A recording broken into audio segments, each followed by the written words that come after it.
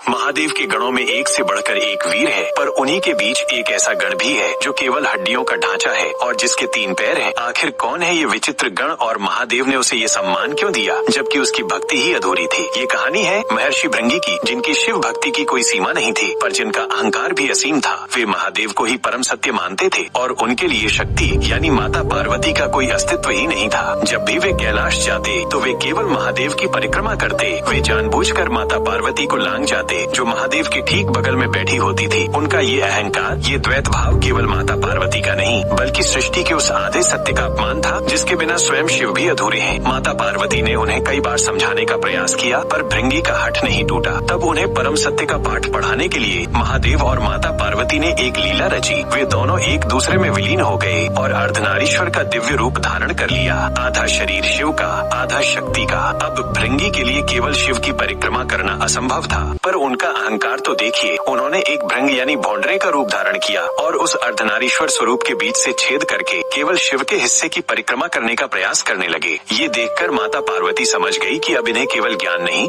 बल्कि अनुभव की आवश्यकता है। उन्होंने भृंगी के शरीर से शक्ति तत्व को खींच लिया। उन्होंने कहा, यदि तुम शक्ति को नहीं मानते तो तुम्हारे शरीर में उसका कोई अंश नहीं रहेगा। और उसी क्षण भृंगी के शरीर से सारा मांस, रक्त और मज्जा लुप्त हो गया, क्योंकि ये सब प्रकृति यानी शक्ति का ही स्वरूप है। वे केवल हड्डियों का एक निष्प्राण ढांचा बनकर पृथ्वी पर गिर पड़े। वे खड़े भी नहीं हो पा रहे थे। तब उस पीड़ा के क्षण में उन्हें अपनी भूल का एहसास हुआ। वे समझ गए कि शिव चेतना है तो शक्ति ऊर्जा है, एक के बिना दूसरा अपूर्ण है, शक्तिहीन है। उनकी इस दशा को देखकर करुणामयी महादेव का हृदय द्रवित हो उठा। भृंगी का पश्चाताप सच्चा था। तब महादेव ने उन्हें सहारा देने के लिए एक तीसरा पैर प्रदान किया ताकि वे खड़े हो सके, और उन्हें केवल क्षमा ही नहीं किया बल्कि उन्हें अपने प्रमुख गणों में स्थान दिया, क्योंकि महादेव चाहते थे कि भृंगी का ये 3 पैरों वाला अस्थि पंजर स्वरूप पूरे ब्रह्मांड के लिए एक जीवंत पाठ बन जाए। ये हर क्षण ये याद दिलाए कि शिव और शक्ति अलग नहीं है। जो केवल एक की पूजा करता है उसकी भक्ति भृंगी की तरह ही अधूरी और लंगड़ी है।